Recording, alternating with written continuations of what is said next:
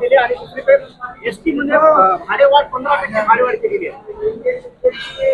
हे पहा, 1500 रुपये दिलेले असताना हेही याच्यातले 1500 काही बहिणींकडून काढून घेण्याचं षडयंत्र राज्य सरकारचं चालू आहे.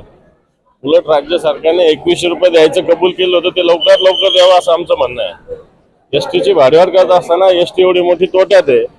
एवढं असताना 2800 कोटी रुपयाचं भ्रष्टाचाराचं टेंडर एसटी मध्ये कसं होत होतं?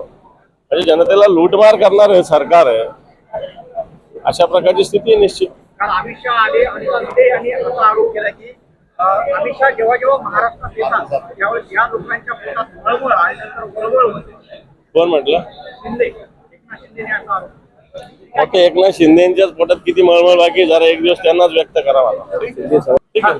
वाघ आणि यांचे वाघ आणि वाघ देखील मुका आहे. मला असं वाटतं येणाऱ्या काळामध्ये जनता दाखवून देईल. उद्धव साहेबांनी सांगितलं की जखमी वाघ कशा पद्धतीने हल्ला करतो, ते येणार काळ शिवसैनिक हे महाराष्ट्रात दाखवून देईल. लोकशाही मराठी ऐका, पहा, जागरूक रहा.